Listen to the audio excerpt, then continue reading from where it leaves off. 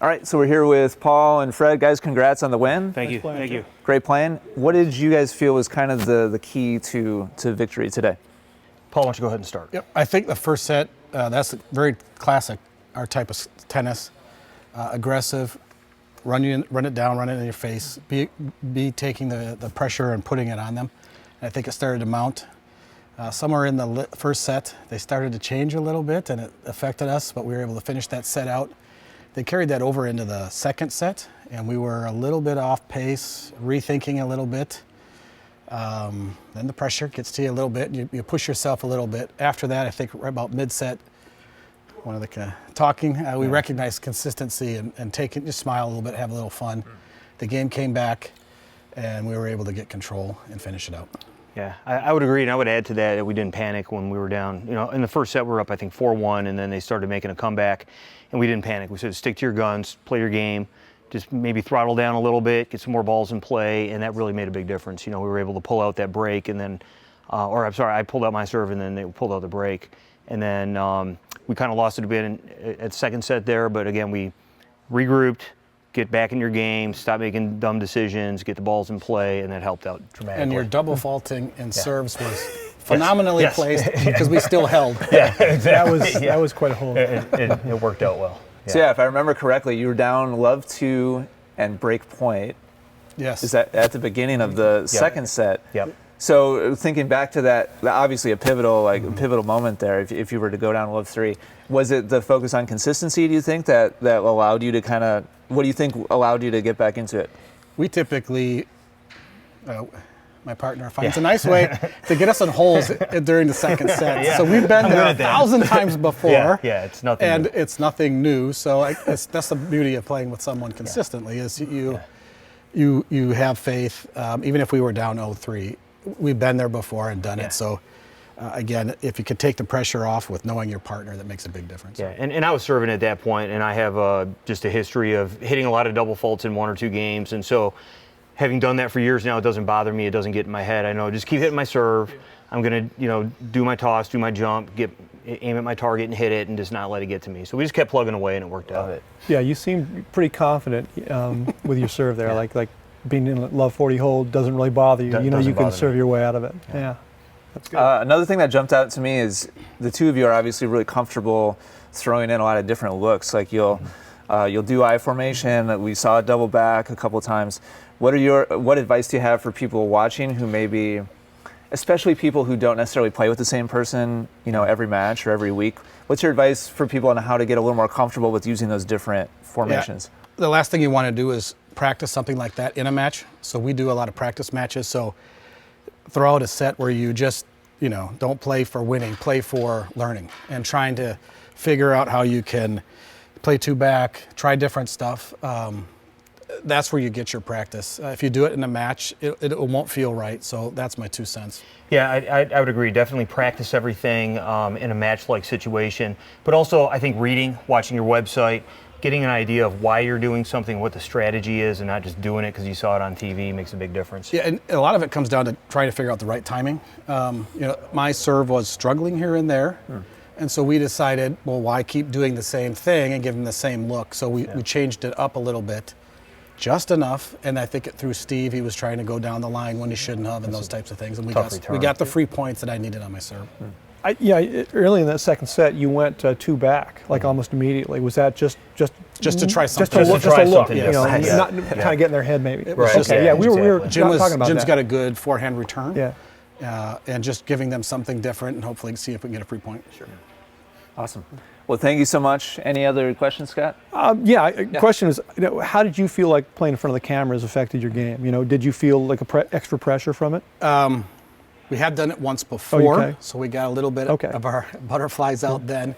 For the most part, it's good. You recognize that you're being heard and everyone's watching, but I think both of us are pretty good with pressure, so you block it out and you focus on the point. Yeah, I would say the cameras didn't bother me, but the lights, you might have heard me say in the rally with Steve, I couldn't see some of those balls until they actually crossed the net. So that was really the only thing that bothered me. The camera doesn't make a difference. Gotcha. Yeah. Cool. All right. I'm going to ask you guys a question. When you were looking at us, what did you see as far as what we were doing? Anything that you pulled out that said that's what's tipping the scale our way? I thought that you guys were more aggressive. You were taking the net more, especially against like Steve did not want to come to the net. You guys were really forcing the issue of getting to the net. I mean, you missed a couple of overheads, but it didn't stop you from getting up to the net. You didn't let misses dissuade you from doing it, and I think that really was. How about if I bring them over and we'll kind of give them? Absolutely. Why don't you guys come on over? Yeah, for me, that's what I thought. Is like that's how you're gonna Oh, they're not. You got to assert yourself. You got to force the issue. That's okay. That you don't. I mean, somebody can actually play defensive doubles, but I don't think they win. Just kind of do a little that's debrief. Yeah. Tactics. Get him with a knife. It helps if you just laugh at yourself when you miss those easy balls too. That's very offensive. Who cares at that point? Can't take myself too serious. Yeah. Have a good time. But I mean, you guys served well. You held serve when you needed to, and I think that I felt like you were always ahead, and you guys were playing catch up to them. Yeah. Well, in that second set, we were talking that third game where we had chances to break. I mean, that would have been huge to get that third game. I think we would have been able to run out the second set, and then we were playing a tiebreaker right now. We're just missed a couple opportunities. I love that you were crossing. We were talking about that you were being really daring, towards the second half of that second set, like crossing and looking to, take balls early at the net. And I think that probably maybe that's something that, if you'd done the entire set or the entire match, probably could have shifted the scales one way or the other. That's kind of our game. Yeah. And I just didn't move today.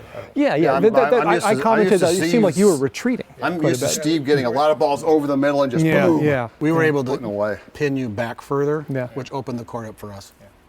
Yeah, it was something that came up for Scott and I quite a bit. Was we felt like you maybe got a little stuck on your own half of the court. Yeah. Why do you was that because of the shots they were hitting, or you just weren't feeling it today?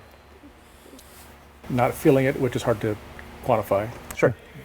They're hitting hard, deep shots. Yes. And that stupid thing. Yes. It made a big difference. Yeah. Yeah. It's tough. Camera or the light? No, the guy. Oh. No, I'm Right there. He kept talking the whole match. no, the camera. It's tough. Yeah. It adds a different element. Yeah, for sure. But the good news is we got a great warm up for our match tomorrow, and and really it's my fault because Fred and I played on Wednesday, and I really got him tuned up. Yeah. He definitely got me lit a fire under me for this. You guys played great. So. Really enjoyed it. Yeah, it was good. We play you guys so much that. I mean, there's not like any secrets. It's execution, who's on, little nuances and differences. That's doubles right there. Is the finer points. It's making the returns, not necessarily hitting the winners. That we comment on that, like that. We remember like the one or two aces that were hit and the service return winners, but it's the nuts and bolts of it are like. Are you making the returns? Are you backing up your partner? Is your positioning good? That sort of thing, And we won some great points. We just didn't win enough of the right points. Yeah. The one where you blocked back 3 or 4 overheads, that's great, but that's 1 point. That's 1 point. Yeah. Yeah, and if you can carry the momentum, but then we ended up. I think you ended up. We ended up winning the game. Holding that game. Paul ended up holding that serve. So I mean, it's great that you win the point. But A theme that came up for Scott and I a lot was the whole idea of kind of payoff shots. Like you'll have your exchanges back and forth, 2, 3, 4 shots, and then one of the 4 of you gets that. Everybody on the court knows. It's like this is it. This is like that payoff shot. Jim's trying to hit another topspin lob over Paul's head and leave it 20 feet short, and Paul takes a step back and goes.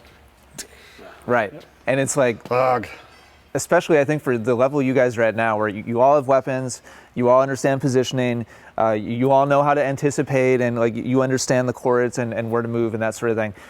A huge part of like who wins and who loses is just who makes a larger percentage of those payoff shots. It's like the ones that you obviously kind of kick yourself for afterwards.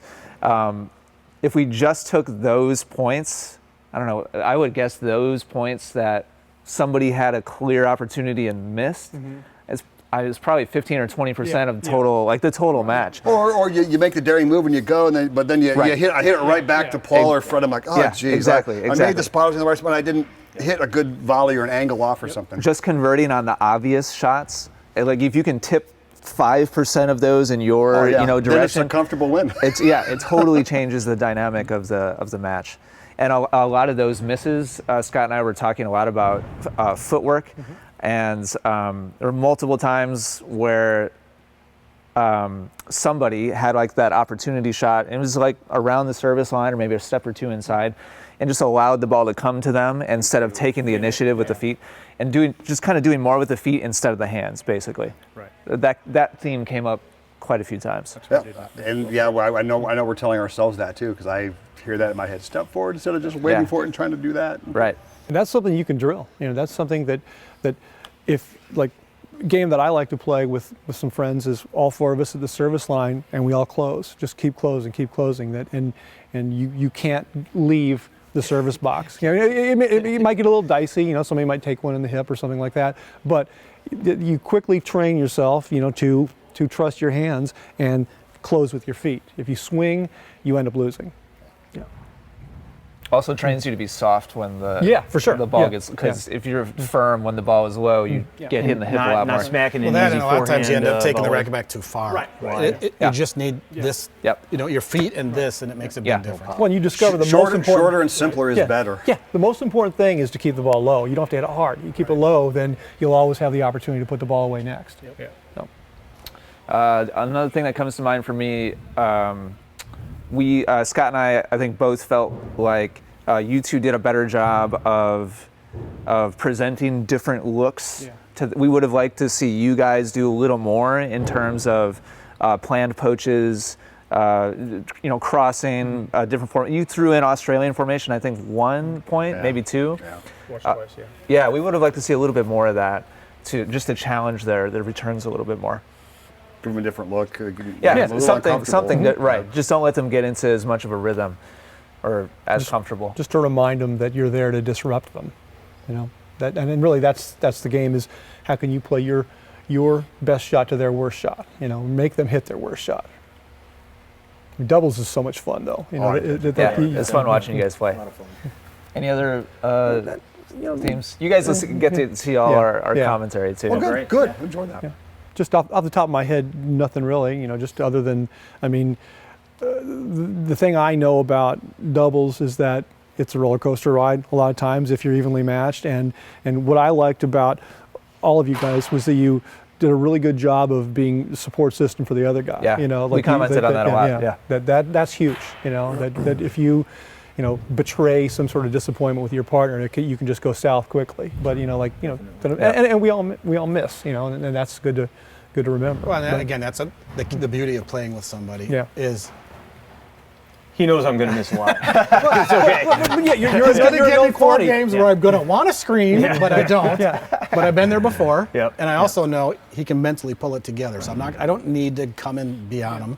He'll figure it out. We know. At some point in time, Fred's gonna hit a little cold spot. If we can, and that was that 3rd game of the 2nd set, and we just couldn't take advantage of it. That momentary 6 double faults or whatever it was. By the time we get home, it's gonna be 15 double faults. It'll grow. 6 double faults and you hold, huh? It's pretty common actually for me, but I wish it wasn't. I got one I can beat you. I hit 7 aces in a game and lost it. Wow. Unbelievable. That's I don't think I've ever done that. So here's the question. You guys are like, okay, we got these guys coming in from Iowa, 4.0 guys. Well, I know 4.5 guy. Higher level than you expected?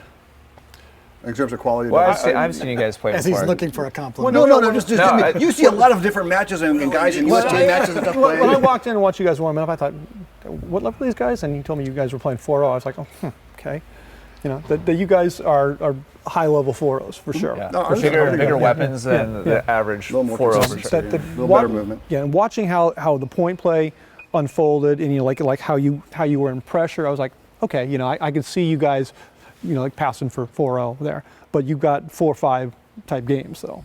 Your strokes, the way you move, your court awareness. It's just the execution sometimes. Right. Yeah. I was going to say, I feel like that's the bridge between like strong 4.0 results and being competitive at 4.5. It's going to be cleaning up those 15 points you're talking about. Exactly. Those pivot point shots where it's like you're either setting yourself up in a really good position or you're kind of shooting yourself in the foot.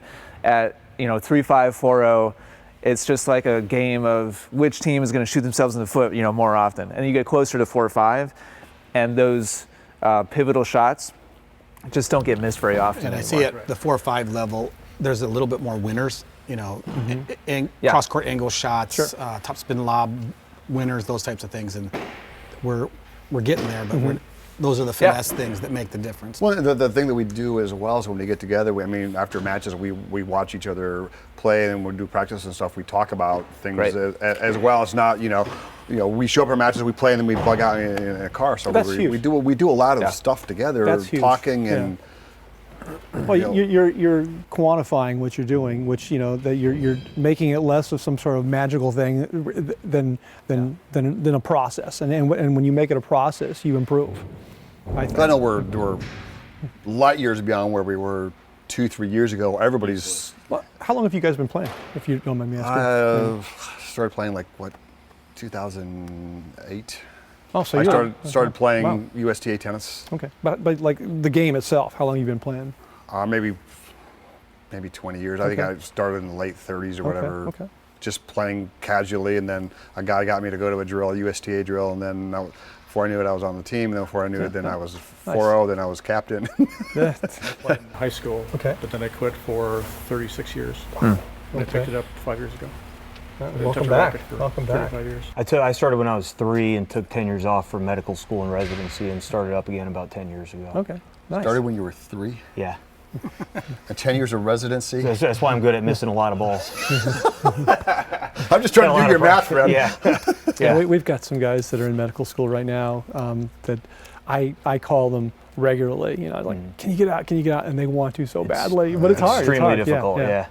We have a lot of players that like to make commitments. I coordinate a Wednesday night. We do a Saturday practice. Then we got matches on Saturday and or Sundays, and a drill on Monday once in a while. So. Paul's been playing for 52 years, right? Something like that. I played He's 51. junior tennis in Wisconsin, and actually state ranked player. Played here, nice. junior tournaments and that type of thing. In this building?